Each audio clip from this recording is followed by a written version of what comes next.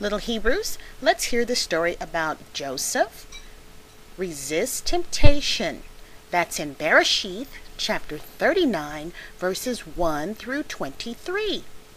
Now, little Hebrews, Joseph was living a happy and prosperous life, even though he was far away from his home and was a slave in Egypt.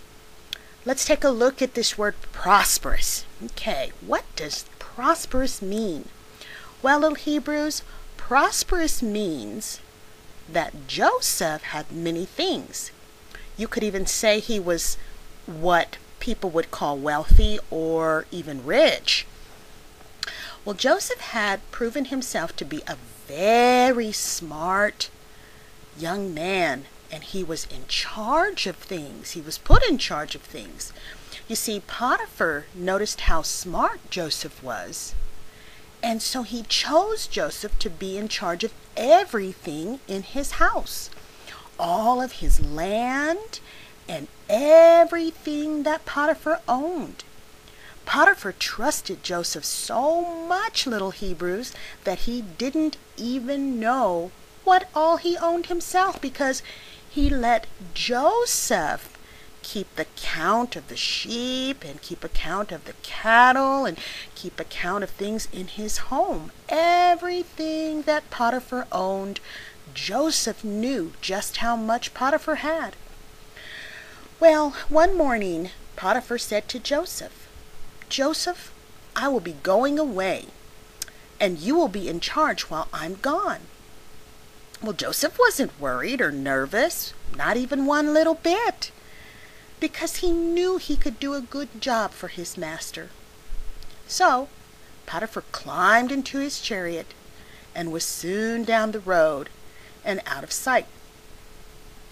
All was going very well until one day Joseph had some work to do in the house for Potiphar's wife. Little Hebrews, Mrs. Potiphar really liked Joseph. She liked him very much and was glad that she finally had a chance to be alone with him. But there was a problem. You see, the problem was that Mrs. Potiphar was not a Yah-fearing woman. She did not believe in Yah, little Hebrews, and she wanted Joseph to do things that she knew were bad things and real sinful things, things that Yah would not like. So she said to Joseph, "Please, Joseph, it'll be all right, I promise. Potiphar is gone and he'll never know. Stay here and do these wicked, sinful things." Well, that put Joseph in quite a pickle.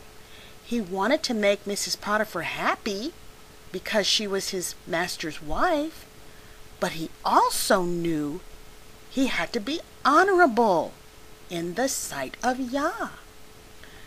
You remember, little Hebrews, we talked about honor once before.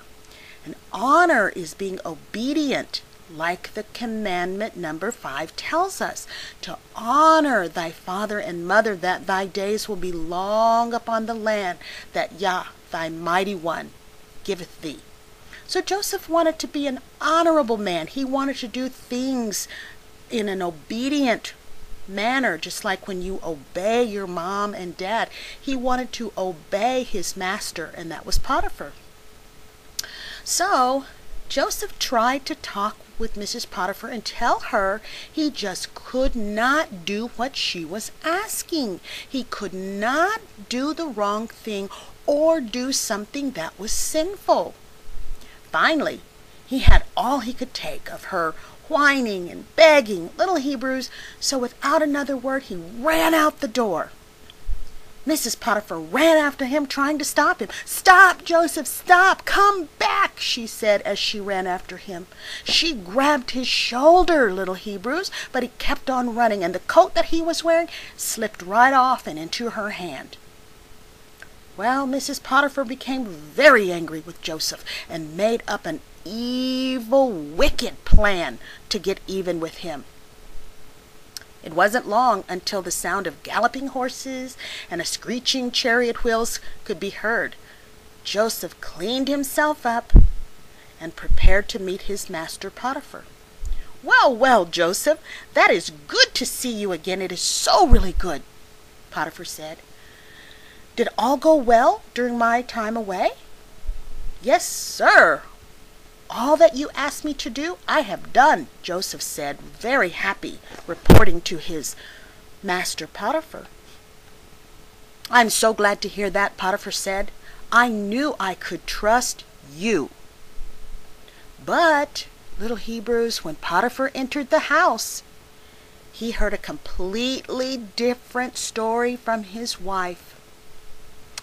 "Why did you even bring that Joseph here?" she cried.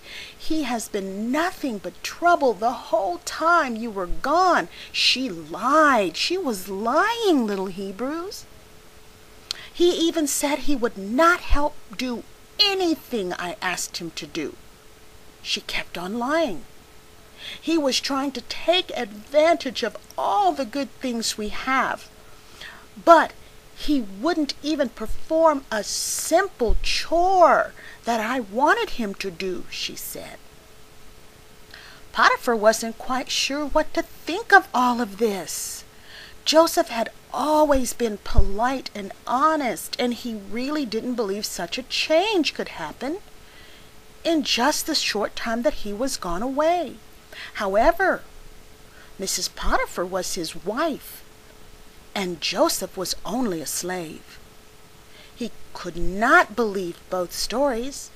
So to make his wife happy and to bring peace to his household, little Hebrews, Potiphar had Joseph thrown into prison.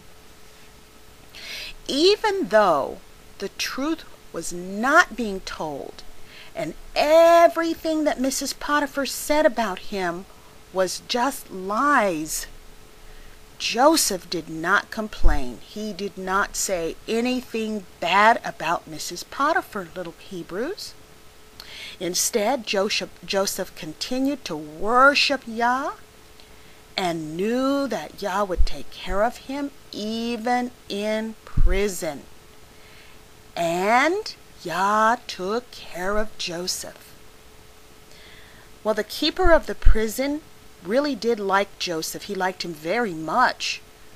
And he put him in charge of all the prisoners. Just like in Potiphar's house, remember?